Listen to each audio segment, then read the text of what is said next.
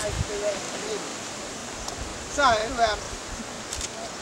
I'll leave that there, but I think it's worth mentioning that what an important fellow he was. And we still have the wreck line of Descendants still carrying on here. And I'd like to mention now that this stone came from the original township up in the creek, up on the hill.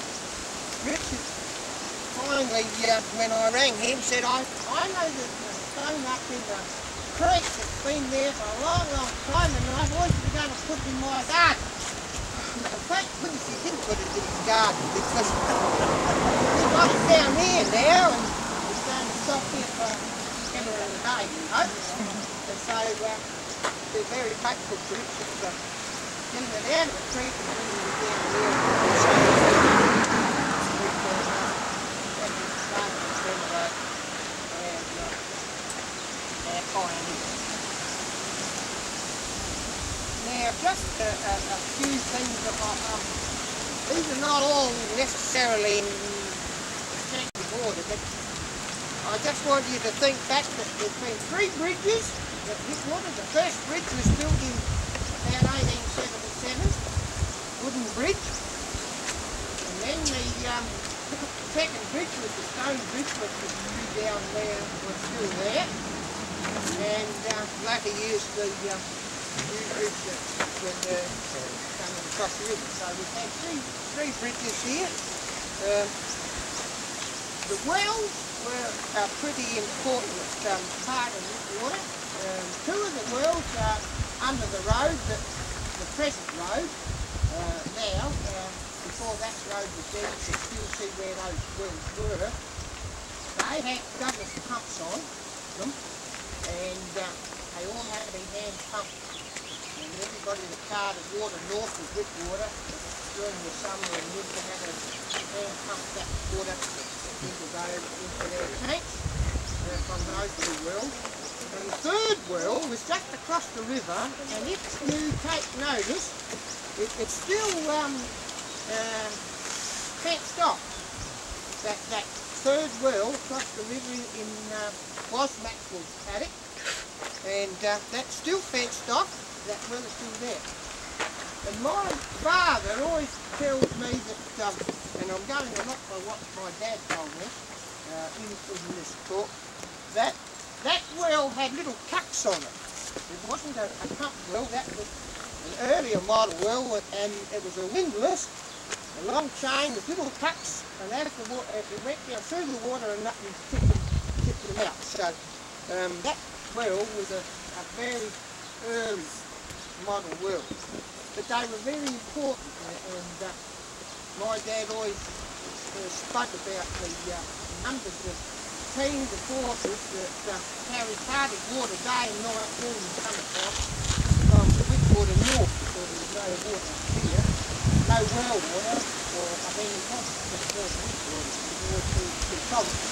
So they always had a cart north from Whitwarta, and that kept the blacksmith shop going, because the tracks used to crack from all the rough roads. They didn't have bitumen like we've got now, and so there was always repairs to be done on the track, especially the water tank.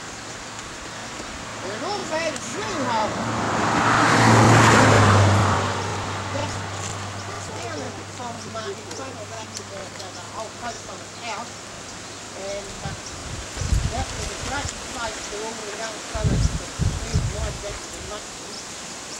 And I know he used to tell us they used to get into quite a bit of trouble, because after coming home from church in the buggy, and I suppose it would be about 12:30 or 1 o'clock before they get home, and his mother would always say, now, don't go swimming before lunch.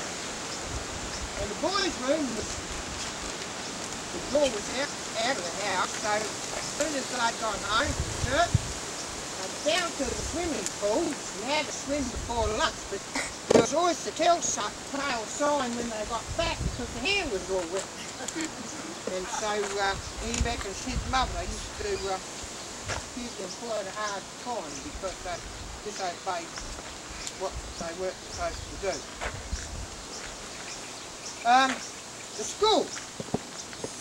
The school was first opened in 1879. It had 33 pupils, so that wasn't bad. But then by 1911, when they built the first government school, what was up here, the old school was back behind, up by the old tennis courts, if you know where that was. And at that time there was only 10 students, 10 scholars in 1911. But then it again increased until 1936, when the school was at its largest, when it had 36 students. And some of you will remember that, like Jean, and the school with 36, and so it had to be enlarged. And so they built the school, doubled its size. But one day when they were at tennis, and my dad tells me again about this, that they, all of a sudden they noticed a big hole in the wall. And some of the farmers had come down to help demolish the inside wall and had an accident. And the wall fell and out bit the wall, new wall too. So that wasn't all just plain sailing and getting the new walls up. So that, when they enlarged the school to its capacity to carry 36 students and teacher Whitwarta was the teacher at that time. So there wouldn't be too many teachers that would have 7 grades and 36 kids these days, would there? Huge school teachers. A bit different. Yes. Dad always told me the lads one time dug the cornerstone out hoping it would go and fall down. Yeah, I think that's right too. Yeah, I heard that one. We got told that anyway. Now, the hotel. You all know that the hotel was down here by the river, and it was well patronised by everybody, and especially the Rocketer, because the Rocketer at that time was employing something like 40 men, and Saturday afternoon, the drag, I think it was the drag they called it, and that was a big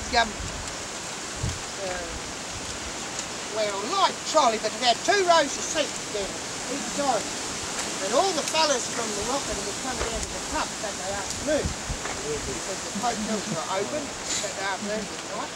So a lot of them would come down from the Rocketer, spend the afternoon at the hotel, before they went home. But I think it was the drag. Who can tell me for sure? I reckon that's what my dad used to say, the drag. And the thing about the Rocketer was that everything was painted yellow and black. All the drays and trolleys and buggies and everything was yellow and black. Even the gateways were yellow and black. And they had their own football team that was yellow and black. And so that's quite an achievement for a Rocketer at that time. And of course, being just over the bridge, and the cart went down around into the hotel yard, all the old fellas that used to go to boats and do their shopping Saturday morning would have a race back to Whitwarta. Who could get to the Whitwarta pub first? Sure as anything, when they come down around over the bridge and that sharp bend into the hotel yard, they capsized. And that seems to be a regular thing with some of these old pioneers that they have 2 drinks in the dark, and then they come home in the afternoon and have a huge Whitwarta before they went home, and have a race between Ballot and Whitwarta. What's changed, Des? Hey? What's changed? Well, they haven't got horse and buggy now. That's about all. Now, another notable feature was the fact that in 1850, 2 sections of land were surveyed here at Whitwarta. That block there, and the next block up on the side of the school, which I own, those 2 blocks of land were surveyed in 1850. Before then,